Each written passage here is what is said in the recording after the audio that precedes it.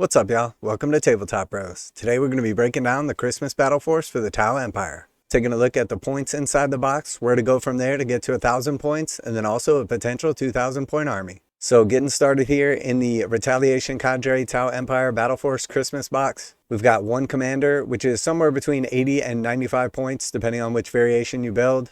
He's going to be your only HQ in this box set, and depending on which detachment you choose, probably going to want to give him some sort of enhancements as well. So we're probably going to want to allocate around 20 to 30 points for a nice enhancement on him. So once he's all kitted out, realistically, he should cost somewhere around like 110 to 125 points. Next, we got our Riptide for some heavy fire support, 190 points for the Riptide. We also have the Ghostkeel for 160 points. One of the best utility pieces in the Tau Empire army, extremely good for taking objectives, being an overall nuisance to your enemy, and then also a decent amount of killing and survivability power as well. And then we got one Broadside battlesuit, 90 points for the Broadside, and this guy is going to sit back and fire off some hard-hitting pot shots from range. And with the 2-up armor save, tends to be pretty durable. So the total points of the Retaliation Cadre is going to be 520, but again, depending on which detachment you choose and which commander variation you build, more realistically, it's going to come in around 550 to 565 points. So you're going to have a couple of choices on your detachments and enhancements. First, you have the Retaliation Cadre, which focuses in on like overall battle suits, getting close to your enemy, and then doing extra damage when you're up close and personal. You also have some nice strats that are going to give you the ability to close the distance and then move away after shooting.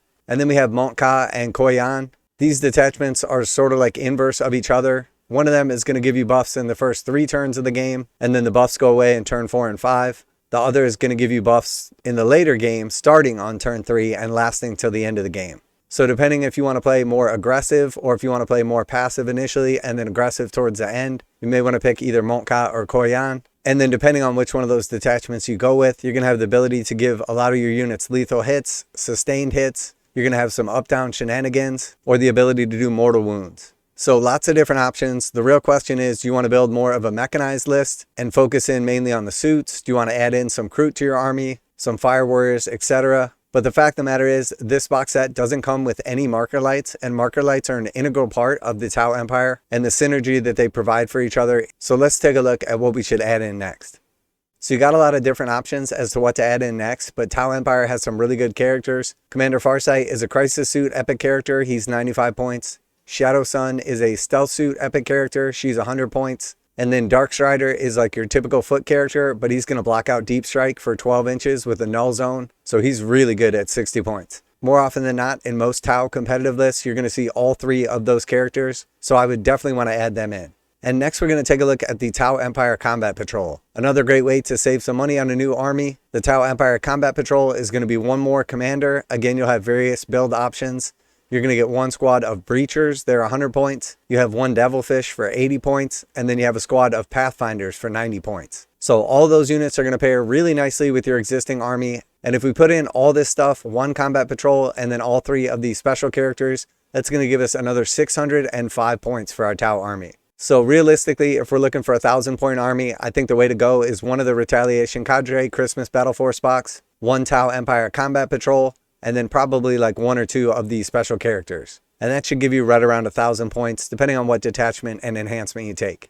And then once we're ready to up the ante and go to the full 2,000 point army list, I think realistically, without overcomplicating it, you just pick up a second Battleforce and a second Combat Patrol. So you'd have a total of 2 battle forces, 2 combat patrols, Commander Farsight, Commander Shadowsun, and then Darkstrider. It's going to give you a relatively mechanized list. You're probably going to have more commanders than you're going to be using. So you probably end up leaving 1 or 2 of those out, depending on what points allow.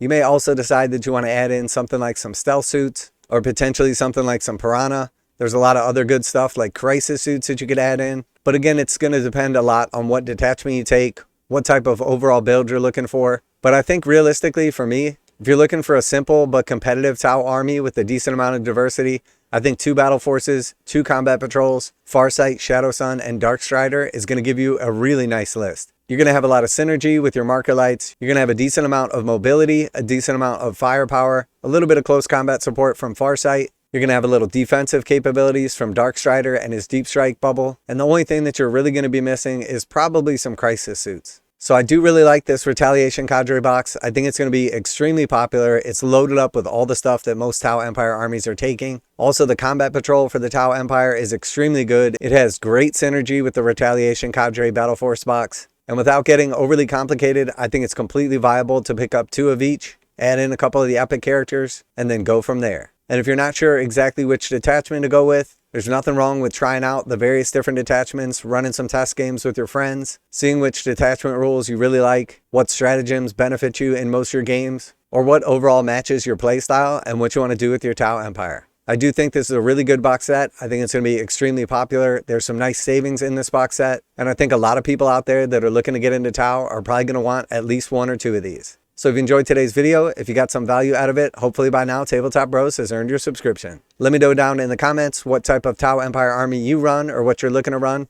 If there's anything you think that I left out, or if you have any questions, I'd be glad to answer those down in the comments. So yeah, that's it for the Retaliation Cadre Tau Empire Battleforce Christmas box. A quick little look at the combat patrol for the Tau Empire as well, and some nice building blocks to get up to 1,000 points and then on your way to a 2,000 point Tau Empire army. So that is our Tau Empire Quick Start Guide and Army Focus, and that's it from the Tabletop Bros. Later!